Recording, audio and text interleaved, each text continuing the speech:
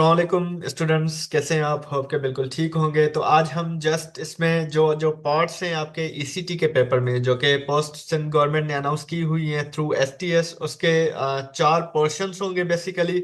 ये हम डिस्कस करेंगे और नेक्स्ट जो हमारा वीडियो होगा उसमें हम इनका सॉल्यूशन भी आपको प्रोवाइड करेंगे। और आपको कौन से बुक्स वगैरह रिकमेंड किए हैं सखर आईबी ने, वो भी हम इंशाल्लाह नेक्स्ट जो हमारे वीडियोस होंगे उनमें हम डिस्कस करेंगे कि ये बुक्स रिकमेंडेड हैं। इन इनसे आप लोग जो है अपनी तैयारी कर सकते हैं। लेकिन सबसे पहले के कौन कौन से टॉपिक्स हैं, सबसे पहले पहले कौन कौन से पार्ट्स हैं, ये हम देखते हैं।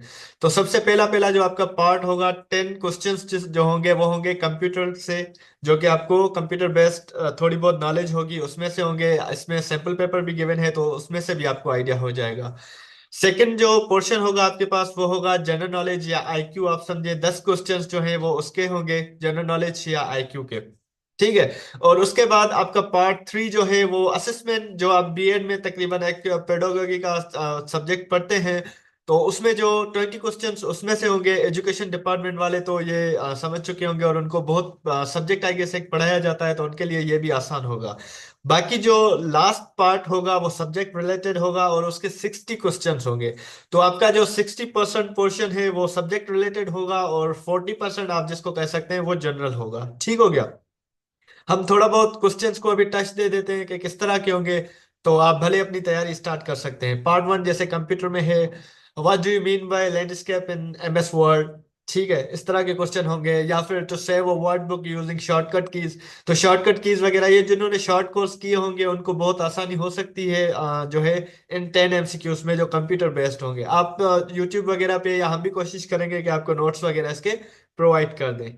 देन आपके पास जनरल नॉलेज या आईक्यू के जो क्वेश्चंस होंगे वो इस तरह से हो सकते हैं कि the highest peak of salt ranges कौन सी है, जो हाईएस्ट पीक है साल्ट रेंज की, पाकिस्तान के हवाले से ही जो है, या ओवरऑल पूछ रहा है। जनरल नॉलेज में कहीं से भी क्वेश्चंस आ सकते हैं। इसी तरह second question like what is the original name of के टू का ओरिजिनल नाम क्या है।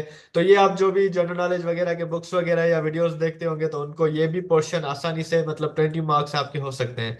उसके बाद ये जो असेसमेंट मेथड होता है उसमें से कुछ क्वेश्चंस होंगे आपके जो कि ऑलमोस्ट 20 क्वेश्चंस होंगे, यानी 20% आपका जो पोर्शन है वो ये होगा। बाकी जो पार्ट 4 है वो सब्जेक्ट रिलेटेड होगा। इंग्लिश सेक्शन में रीडिंग कॉम्प्रिहेंशन, ये तो सखर आईबी यूनिवर्सिटी का एक मतलब जो है मिराज है कि वो जरूर रीडिंग कॉम्प्रिहेंशन देते हैं और वो बहुत जो है एक टिपिकल किस्म की होती है। स्पेशली सर गुलाम हुसैन मंगनहार साहब बनाते हैं या कुछ और जो टीचर्स होते हैं वो इसको बनाते हैं। तो ये बहुत इंपॉर्टेंट होता है इसका। अगर मैं आपको अभी से सजेस्ट कर दूं तो आप रीड थ्योरी पे अकाउंट बनाए और वहां से आप इसकी अच्छे से प्रिपरेशन कर सकते हैं। तो इंग्लिश के पोर्शन में से, रीडिंग कॉम्प्रिहेंशन में से क्वेश्चंस होंगे। देन आपके पास वोकेबलरी होगी जिसमें सिनोनिम्स होंगे, स्पेशली वो डायरेक्ट वोकेबलरी नहीं होती, वर्ड मीनिंग्स। तो आपके पास सिनोनिम्स होंगे, वर्ड्स आपको गिवन होंगे, उनके सिनोनिम्स क्या होंगे।